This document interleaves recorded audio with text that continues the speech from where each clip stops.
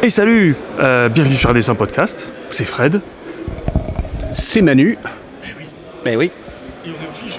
Et oui, on est aux fiches toujours, on n'a pas bougé. Édition 2024. Exactement. Mais voilà, c'est formidable. Et on a un invité ici au milieu. Bonjour.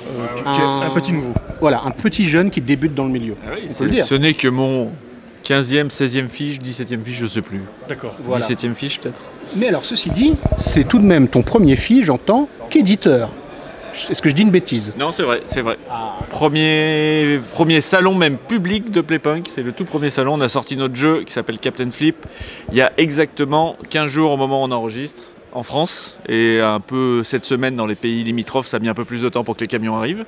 Et c'est le premier salon public qu'on fait, donc mon premier Cannes en tant qu'éditeur. J'en ai fait plein en tant qu'auteur, et j'ai le premier en tant qu'éditeur. Ouais. Et du coup, ça change quoi? À part que c'est beaucoup plus de travail, on me l'avait dit, mais j'y croyais pas. Mais voilà, les auteurs, arrêtez de vous plaindre, parce que auteur c'est cool quand même. Moi je me plaignais aussi quand j'étais auteur, mais éditeur c'est quand même beaucoup plus de travail sur un salon. Ouais. Donc j'ai cru comprendre que tu adorais la compta finalement. J'en fais par la force des choses, j'en fais. Je dirais pas que j'y ai pris goût, je m'y suis habitué, on va dire. C'est déjà ça. Ok. Et donc si tu peux nous parler justement de ce jeu que vous avez sorti. Donc c'est un jeu de deux auteurs italiens, dont un qui est plutôt connu qui s'appelle Paolo Mori, qui est de ma génération, ça fait pareil, ça doit faire 20 ans qu'il fait des jeux aussi, et d'un copain à lui qui s'appelle Remo Conzadori, qui est lui un peu plus nouveau, qui a fait un ou deux jeux mais qui est moins connu. C'est un jeu qu'on a vu au Salon d'Essen en Allemagne en octobre 2022, et au moment, il n'y avait que Paolo au rendez-vous, au moment où il nous l'a pitché, on a dit ok, on veut le faire. Il a dit ah bah attendez, il est chez d'autres éditeurs, ils m'ont pas répondu, on a dit bah tu te débrouilles, nous on va le faire. Et du coup, il nous a recontacté à Noël en disant c'est bon, si vous voulez le faire, vous pouvez le faire. On a dit ah ben tant mieux, parce que nous depuis Essen, ça fait 1 mois et demi, on a déjà commencé à travailler dessus, on a développé, on a des idées et tout. Et du coup, il sort 1 an et un trimestre plus tard, parce que ça prend du temps tout ça. Oui. Et du coup, premier salon public, on a eu un super accueil, notamment parce que le jeu est disponible sur la plateforme Board Game Arena, qui est une énorme plateforme où il y a énormément de joueurs, genre je veux pas dire de bêtises, mais il y a plus de 5 millions d'abonnés, donc ça fait beaucoup de monde. Et ça a été très très bénéfique au jeu, parce qu'on l'a mis en ligne 1 mois avant la sortie boutique, 3 semaines même je crois, je veux pas dire de bêtises. Et là on est déjà à 150 000 parties jouées et 18 000 joueurs uniques. Ah oui. Donc autant te dire qu'avant de faire jouer à 18 000 personnes dans des salons, tu vas transpirer super longtemps. Beaucoup. Et on a vraiment ce feedback intéressant de gens qui nous disent « Eh oui, bien sûr, je connais déjà, j'ai joué sur BGA, je veux la boîte. » quoi. Et ça, c'est super agréable. Donc BGA, ça change, c'est en train de changer quand même pas mal l'industrie et la façon de diffuser, en tout cas de faire des démos. Quoi. Ouais, de playtester avant de avec le risque, si ton jeu est pas bon, par contre tout le monde y joue avant et là personne l'achète parce qu'ils l'ont joué avant gratuitement. Ouais. Quoi. Mais bon, faut pas se planter. Mais on va pas dire qu'ils savaient pas quoi. Voilà. Okay. Alors est-ce que tu peux nous le pitcher, ce fameux jeu? Donc, Captain Flip, c'est un jeu ultra familial, on l'a mis à partir de 8 ans, même si vous avez des enfants qui jouent plus petits, qui ont l'habitude de jouer, ça se fait. De 2 à 5, ça se joue en 20 minutes la partie. On est des capitaines pirates, on a chacun un petit plateau qui représente une grille en gros de 5 colonnes et de plus ou moins de lignes. On a un sac avec des tuiles recto-verso, 72, sur lesquelles il y a 9 personnages différents qui sont distribués de manière équiprobable, mais voilà, il y a toujours 2 persos différents sur les tuiles. Ton tour de jeu est très simple, tu tires une tuile du sac, tu regardes que le côté où tu l'as pioché. Si ce personnage te convient, tu le places sur ton plateau, tu places tes personnages de bas en haut, comme si tu faisais un peu un puissance 4, quoi. S'il te plaît pas, d'où le nom du jeu, tu flippes la tuile, tu la retournes de l'autre côté, mais à ce moment-là, tu es obligé d'accepter le nouveau personnage, t'as pas le droit de revenir et dire finalement l'autre côté c'était mieux. Et tu places, et en fait les 9 personnages en fait ont chacun une petite façon de scorer, des contraintes, lui il doit pas être à côté de lui. Lui il est super fort, mais si t'en as 3, tu es éliminé de la partie, et donc tu dois gérer ça et tu dois gérer cette petite prise de risque. Donc c'est super simple. Il y a 4 plateaux différents dans la boîte, donc avec des petits bonus différents pour renouveler les expériences de jeu. Et c'est voilà la règle. En gros, à ton tour, tu pioches, tu flippes ou pas, tu places.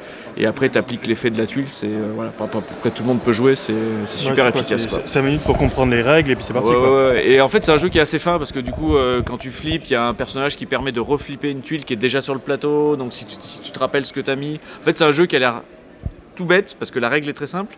Mais en fait, tu as quand même une belle courbe de progression. Le placement, quand tu as l'habitude, il devient quand même, selon le plateau, il devient pertinent. Il y a des trucs qu'il faut faire. Et c'est un jeu qui marche super bien parce qu'il est immédiat. Et il y a ce côté fun de quand les gens jouent, en fait, tu es quand même investi parce que tu fais vas-y, flip, tu risques rien, tu auras forcément mieux. Et tu peux tenter un peu les autres. Et on aime bien ce genre d'ambiance. D'accord. Et donc là, on sait que c'est en démo là en ce moment, on affiche depuis hier. Donc là, on est vendredi, c'est vrai que j'ai pas précisé. On est vendredi quand on est vendredi soir, tout à fait. Donc tout va bien, on n'est pas fatigué. On n'est pas encore. Pas encore complètement. Pas totalement, ouais. À peu près, pas trop zombifié. Et du coup, tu disais donc en off avant qu'on commence qu'il y avait déjà pas mal de monde qui passait et qui repartait avec les boîtes, quoi. Ouais, nous on est contents. Si on a eu un très belle réception boutique, notamment parce que beaucoup de gens avaient joué sur BGA. Et là, on a même des gens qui viennent sur le stand. Donc, on fait des démos, on a des animateurs, animatrices qui expliquent. On a des gens qui viennent, qui disent non, c'est bon, on connaît les règles parce qu'on a joué sur BGA et on veut essayer le jeu en physique, quoi. Et on est content, on vend des boîtes. Alors, il faut savoir que Cannes, c'est pas un salon où tu vends beaucoup. C'est un salon quand même où les gens viennent flâner, jouer et tout. C'est pas vraiment un salon où on achète beaucoup, tu vois. Là où Essen, t'as des gens qui remplissent leur coffre, ils reviennent tous les jours avec un coffre vide. Avec des caddies, ouais. Donc là, c'est très différent. Mais pour un salon de Cannes, on est très content des ventes. Le jeu est très bien reçu, ouais. C'est une super nouvelle, ça. On est content. Alors, on n'était pas hyper inquiet parce que à nouveau, donc Thomas Provost avec qui j'ai monté la société, et pareil, c'est quelqu'un qui a été éditeur chez Repoprod, qui a monté Repoprod, donc il a déjà édité des paquets de jeux. Donc on commence un peu à savoir ce qu'on fait. Mais tu as quand même un petit éditeur belge, voilà, qui appartient à Asmodée maintenant, parce que c'est Asmodée partout. Et pareil, ça fait un peu plus que moi, ça fait un peu plus de 20 ans qu'il fait des jeux, donc on a bossé sur beaucoup de jeux, on a bossé sur des jeux ensemble, on a fait Ghost Stories ensemble, on a fait Seven Wonders ensemble, Rampage ensemble, le donjon de Nalbuck on a fait ensemble. Ghost Stories. Ouais, tout à fait. Le premier jeu que j'ai fait chez Repo Productions. Le jeu où tu pleures et tu perds régulièrement. Ouais, c'est celui-là. Donc on se connaît bien aussi, on a déjà vachement bossé ensemble, donc il y a cette efficacité où là globalement on marche dans la même direction assez facilement et voilà. Donc on était assez confiant du travail qu'on a fourni. Après tu sais pas non plus comment le jeu va être acquis. Surtout que maintenant, je sais pas si vous avez vu, mais des jeux de société, il en sort des palettes toutes les semaines. Non, je le vois. Il y en a partout. Quand on passe en boutique, on le voit pas du tout. Donc c'est assez compliqué, ouais. Mais on est content. Sur la ligne éditoriale, justement, donc vous allez petit à petit développer. Vous avez une idée de quel style de jeu vous voulez faire ou ça va être en fonction des coups de cœur, des envies, etc. Alors à nouveau, c'est principalement du coup de cœur. On sait juste qu'on va pas faire de jeux enfants parce que là, il y a des gens meilleurs que nous pour le faire. Et on va pas faire de gros jeux lourds gamer. Nous, on va vraiment être sur le public de familial jusqu'à initié, ce qu'on appelle initié. Donc. Mais voilà, pas de jeux enfants, pas de gros jeux. Pas du jeu expert énorme. Pas du jeu expert, des jeux énormes, des jeux qui durent 3 heures avec du matériel et des règles dans tous les sens. Nous, on aime bien quand même des concepts très très épurés. Vous n'allez pas refaire tout Light Imperium. Non, ça sera pas chez nous, ça, il y a vraiment très peu de chance. Voilà, après on n'a pas d'autres critères. Je dis, on va faire les jeux auxquels, quand on les voit, on est convaincu qu'on a envie d'y jouer et que quand on a fini la partie, on sait qu'on va y rejouer plusieurs fois, quoi. Ce qui pour nous est la marque du bon jeu, quoi. Oui. Le bon jeu, quand on te l'explique, tu as envie d'y jouer, quand tu as fini, tu as envie d'y rejouer. Ouais. Moi, c'est ces jeux-là que j'ai envie d'éditer, quoi. Et alors du coup, Qu'est-ce qui a fait que tu as désiré de devenir éditeur? C'est-à-dire que tu es un auteur reconnu. Qu'est-ce qui aujourd'hui a fait que tu t'es dit, tiens, j'ai envie d'être plus impliqué dans la production, dans le design, qu'est-ce qui a motivé ton choix de devenir co-gérant de cette boîte d'édition? Il y a plusieurs trucs. Il y avait un peu la routine. En fait, moi, ça fait 20 ans que je fais des jeux, j'en ai fait pas mal. Tout le monde en fait maintenant. J'avais un peu moins envie d'en faire parce que voilà, j'en ai fait beaucoup. J'ai pas envie de me répéter. Au bout d'un moment, avec la création, des fois, au bout d'un moment, ça devient compliqué quand tu as fait beaucoup de choses. Donc, à la fois, j'avais envie de changer d'air et à la fois, j'aime trop les jeux. Donc du coup, c'était la bonne solution pour nouveaux défis, nouvelles compétences à apprendre, nouvelles personnes à rencontrer, tu vois, c'est ça qui me plaisait. Et à nouveau, avec Thomas, on avait parlé plusieurs fois un peu sur le ton de la blague, on avait toujours dit « Ah bah ouais, si à un moment on fait un truc, faut qu'on bosse ensemble parce que je pense que ça matcherait bien ». Et très honnêtement, on l'a fait sans réfléchir. À un moment, on a vu passer un jeu, personne ne voulait le faire dans les éditeurs qu'on connaissait, on a dit « Bah, pourquoi personne ne veut le faire ?» Soit on est complètement à la masse parce que le marché a évolué et tout, soit c'est les gens qui ne voient pas que ce jeu il est excellent. Donc on a dit, bon, on va le faire nous-mêmes. Puis on n'a pas eu les droits. Mais comme on avait déjà monté la boîte, on a dit, bon, maintenant qu'on a la boîte, on va trouver des jeux. Et du coup, on a trouvé ce premier jeu qui est devenu Captain Flip après, quoi.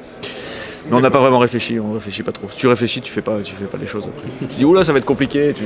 Dans l'impulsion du moment. Alors. Ouais, un peu, ouais, il y a un peu de ça. C'est beau. Mais en même temps, ça fait 20 ans qu'on fait des jeux, donc on fait pas n'importe quoi non plus. C'est l'expérience qui permet effectivement de faire vos choix. On n'est pas des vrais débutants, on va dire. Et alors, en parlant de choix, est-ce que vous avez des jeux en vue après Captain Flip? Bien sûr, j'imagine la réponse est oui.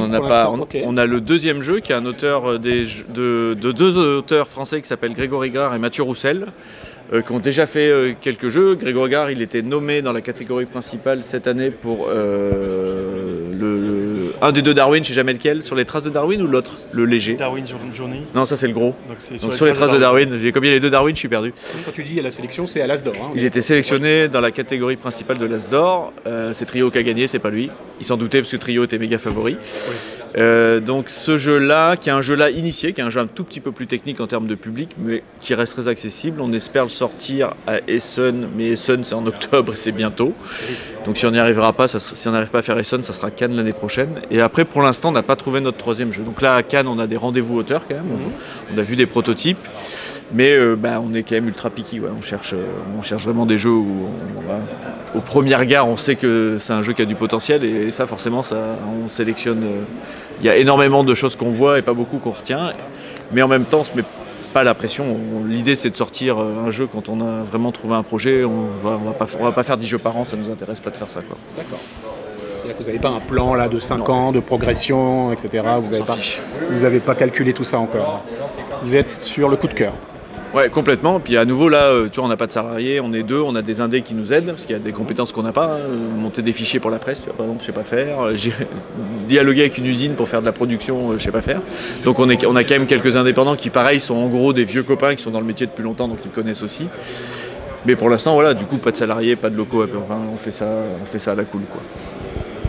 Et du coup, pour rester dans le jeu de société, avant de parler un petit peu de jeu de rôle quand même, alors moi, je vais parler de moi quand même, ça m'arrive pas souvent heureusement, c'est dans les jeux de société que j'adore, moi c'est un de ceux que tu as créé, donc, qui est Tokaido, ouais.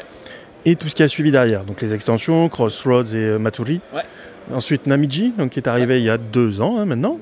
Un peu plus peut-être, je sais plus. Ah, non, pas 2 ans, oui, je sais, je l'ai reçu direct du bateau, donc tout va bien. Et Tokaido Duo, qui est sorti donc l'an dernier. C'est sorti l'an dernier. Ouais, c'est ça. Ouais. Donc, quel regard tu penses sur cette gamme? Parce que maintenant Tokaido fête ses 10 ans déjà. Ouais, le jeu de base, il y a eu une édition qui est sortie cette année, je pense. L'édition des 10 ans est sortie cette année, donc ça ne rajeunit pas encore. Mais c'est toujours un univers que j'ai beaucoup aimé, notamment parce que j'adore le travail de l'illustrateur qui est Nayad. Et d'ailleurs, pour te dire, le deuxième jeu de Playpunk, c'est Nayad qui va l'illustrer. Parce que j'ai toujours été un gros fan. Et il faut savoir que j'ai continué à faire des jeux Tokaido parce que je voulais que Nayad dessine du Tokaido. C'était ma principale motivation à continuer, c'était de retravailler avec Nayad. Parce que j'adore ce qu'il fait. Il est talentueux, ce garçon.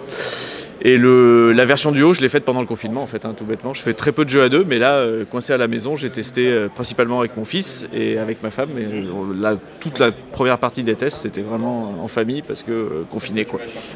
Voilà, Tokaido Duo, on vous en a déjà parlé, on vous montrera un petit peu les règles, etc. pour ceux qui ne connaissaient pas l'univers de Tokaido, c'est voilà, une tuerie. À deux, c'est une tuerie. Au niveau des mécaniques et tout, ça fonctionne parfaitement. On perd le côté je prends mon temps dans le Tokaido de base. Oui, dès que tu fais enfin là c'est inhérent au game design des jeux à deux genres. Dès que tu fais un jeu à deux, c'est toujours plus conflictuel et tendu, donc forcément là t'as cet aspect-là. Ouais. Et ça te donne envie un de ces jours d'y revenir dans cet univers-là ou pas tout de suite du coup parce que la boîte d'édition. Ouais, alors c'est compliqué parce qu'à nouveau il y a ce côté, moi j'aime bien retravailler dans un univers. Mais il faut pas te répéter non plus, donc plus t'en as fait, plus ça devient compliqué de pas te répéter. Et à nouveau, voilà, si vraiment j'ai une idée et que j'estime, toi Duo, tu y as joué du coup, il y a une vraie identité. Ah ouais. Tu vois, c'est pas une adaptation de Tokaido, il y a un vrai jeu avec des mécaniques qu'il n'avait pas dans les autres. Donc pour moi, ça, tu vois, voilà, il méritait complètement d'être là. Donc il faut avoir à nouveau une idée qui se redistingue aussi de ça. Donc voilà, si je l'ai, tant mieux. Si je l'ai pas, à nouveau, il n'y a pas de pression à le faire, quoi. Vu que je travaille avec Nayad chez Playpunk, moi tant que je travaille avec Nayad, je suis content. Parce que Namiji, on l'avait présenté aussi, pareil, ça rajoutait les mécaniques avec les filets, etc. Et pareil, c'était vachement bien aussi, quoi, dans le genre. Ça complexifie un petit peu les règles de Tokaido, mais c'est fait exprès, tu vois, comme quand tu fais un spin-off, généralement, Tokaido c'était volontairement très simple pour que ce soit plus accessible. Quand tu fais un spin-off, tu peux toujours te permettre que ce soit un tout petit peu plus complexe, un petit peu, parce que c'est pas un gros jeu quand même. Parce que principalement les gens qui vont l'acheter c'est des gens qui auront joué à Tokaido, donc c'est pas souci de mettre une marge supplémentaire dans le. Voilà. Il y a une petite marge, ça reste très accessible. Et donc du coup sur la partie jeu de rôle, si tu veux. Avant le jeu de rôle, moi je voudrais poser une question à Antoine. Moi je me souviens d'Antoine, auteur de jeux de rôle, je me souviens d'Antoine, auteur de jeux de plateau, mais je me souviens aussi d'Antoine, auteur, scénariste de bande dessinée. Hein, je me souviens de l'encre du passé. Qui est japonisant également, 2010, ouais, qui se déroule au Japon, qui a été édité, excusez du peu, pour un premier boulot en BD par Dupuis dans la collection Air Libre. Ouais. C'est quand même assez prestigieux. Avec Maël au dessin. Avec Maël au dessin, tout à fait. C'était un album magnifique. Et ben alors, on en est où de la BD alors La BD c'est compliqué. C'est un marché compliqué déjà. Ah oui. Non, il y a vraiment... déjà, moi, il y a 2010-2020, j'ai fait que du jeu de société. Donc, j'ai pas eu le temps de faire de la BD. Et on avait un deuxième projet donc, avec Maël, qui est le dessinateur de L'Encre du passé. Mais à nouveau, lui, dessinateur de BD, voilà, je sais pas si vous parlez BD sur le... C'est très compliqué, il travaille un nombre... Ouais, c'est très compliqué. Donc, on avait un projet qui se passait au Japon, mais qui était complètement différent, qui était un projet dans le Japon plus moderne. Il n'est pas complètement enterré, mais du coup, il faut qu'on soit synchro. Il faut que quand lui il termine un projet, moi j'ai le temps de travailler avec lui. Et c'est vrai qu'on a, jusqu'à présent, on n'a pas réussi à avancer ce projet. Donc pour l'instant, voilà, ça prend un peu la poussière. C'est que c'est pas, tu n'as pas tiré un trait sur. Non. Tu vois là, c'est sûr que ça sera pas cette année parce qu'avec le début de Playpunk là, ça me prend tout le temps que j'ai. Mais tu vois, une fois que c'est lancé, effectivement, et qu'on pourra déléguer des tâches, voilà. Tout comme de 2010 à 2020, j'ai pas fait de jeu de rôle. Depuis 2020, je refais du jeu de rôle déjà en tant que joueur parce que j'ai réussi à libérer du temps. Donc c'est toujours pareil, il faut libérer du temps pour faire des choses, quoi. Tout à fait. Et l'écriture, tu le sais, en plus, il faut quand même avoir un peu de tranquillité d'esprit et de. Il faut un peu de bande passante. Ouais, pour écrire, c'est vraiment pas simple. C'est beaucoup plus facile pour moi de faire un jeu que d'écrire. Ouais. Ok. Alors le jeu de rôle, on y vient. Ouais. Bon, du coup, on va pas faire semblant de pas se connaître. Non. Toi et moi, on se connaît depuis quelques années. Yes. On a travaillé ensemble. Nos premiers trucs publiés, ils ont quasiment été faits ensemble, si je dis pas de bêtises. Hein. Ça devait être le fait que tu m'as beaucoup aidé sur Exil, hein, qui était mon premier jeu. Et c'est la première fois qu'on a été publiés tous les deux, d'ailleurs, si je ne dis pas de bêtises. Donc voilà, tu es un compagnon de route de John Doe Édition depuis le début. Tu nous soutiens toujours. Voilà. Tu as participé à des choses. Bon. Le jeu de rôle, tu as participé récemment, tu as fait des contributions en jeu de rôle récemment. J'ai fait, j'ai fait un scénario pour les Chroniques de l'étrange de Romain. Exactement. D'ailleurs, c'est sorti, je crois. Ça a été livré. C'est sorti. Très bon jeu de Romain Dussier. Ouais. Voilà. Ouais, j'avais beaucoup aimé les bouquins. D'ailleurs, c'est pour ça que j'ai fait un scénar pour ça. J'ai fait un scénar pour The Ice, qui est un jeu de Théo Rivière et Gabriel Durnerin. Petit milieu. Gabriel Durnerin, c'est le chef de production de Playpunk. C'est des rôlistes, il n'y a que des rôlistes, je sais pas. Ouais, c'est ça. Qu'est-ce que j'ai fait d'autre ? J'ai écrit des petites contributions dans Knock de The Merry Mushman. à fait. Voilà, dont la dernière est d'ailleurs axée un peu sur des mécaniques de jeux de société à apporter dans des parties de jeux de rôle. On parle d'OSR, hein, là. D'OSR, ouais, Nox c'est de l'OSR. Qu'est-ce que j'ai fait d'autre? J'en ai fait d'autres? Je sais plus, j'en oublie un, j'en ai fait un autre, j'ai oublié. Ça va me revenir. Ouais, mais c'est pareil. J'ai fait un autre scénario, je sais plus ce que c'était. C'est possible, ouais. Ah, j'ai oublié. Désolé, j'ai oublié. Si ça me revient, je vous dis. Donc, ça veut dire que j'ai fait des petits trucs parce qu'à nouveau, bande passante. Ouais. Mais ça veut dire que le jeu de rôle, il est jamais très loin de ton esprit. Oui, je rejoue. Ouais, voilà, si tu le retrouves. Je sais plus, ouais, j'ai vraiment oublié. J'en ai fait. Il passera là pendant qu'on essaie de chercher. Ouais, si je retrouve. Ouais. Mais du coup, ouais, déjà, je rejoue ce que je ne faisais plus, donc je rejoue à des choses et du coup, j'ai quand même envie de. Ouais, dès que je rejoue, forcément, j'ai envie de créer. Voilà, il faut juste que je trouve du temps. Donc là, je fais vraiment des petits projets pour avoir le temps d'être sûr de pouvoir les mener au bout. Et j'ai quand même un projet un peu plus gros de gros scénarios OSR, parce que j'ai fait pas mal d'OSR, là, comme j'ai beaucoup aimé tout ce que j'ai lu dans NOC.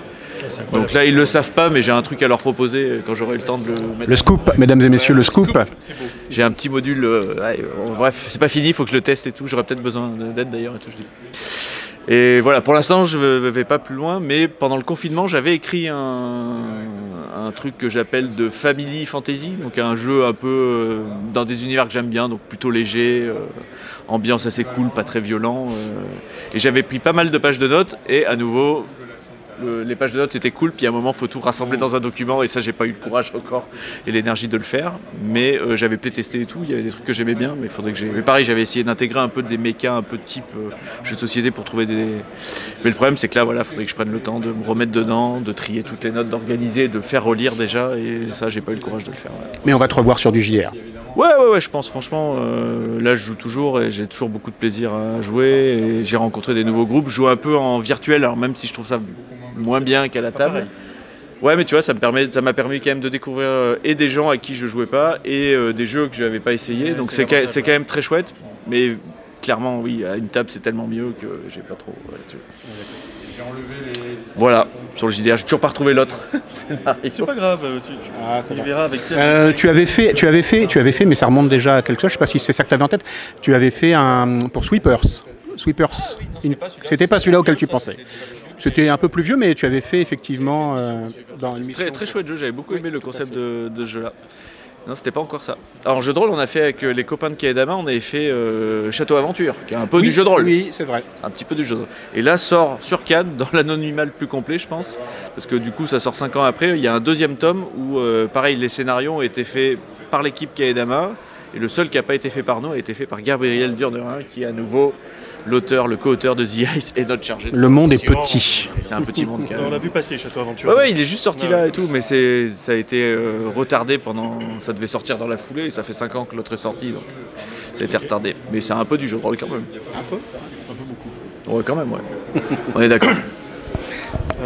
Écoute, je pense qu'on a fait un bon tour. Donc là, pour l'instant, principalement, ton activité, ça va être surtout donc, la société. Ouais, là, comme c'est le début, ce qui me prend le plus de temps, c'est Playpunk. J'ai quand même 1 ou 2 projets qui sont encore dans les tuyaux à titre d'auteur, qui datent d'avant Playpunk, mais le temps des process sont longs, donc il y a des choses il y a encore 1 ou 2 jeux qui doivent sortir, mais là par contre, tu vois, j'ai plus de jeux en création parce que je peux pas tout faire, quoi. Écoute, en tout cas, on te remercie de nous avoir consacré un petit peu de temps, parce que c'est un peu speed, surtout quand on est éditeur. Pas de problème. Et puis, écoute, on va te souhaiter un bon festival. Pareil. Et puis, on se recroisera sûrement à un moment ou à un autre, de toute façon. Donc, on te remercie. Merci Manu aussi. Et puis, à très bientôt sur la chaîne. Ciao, ciao. Salut.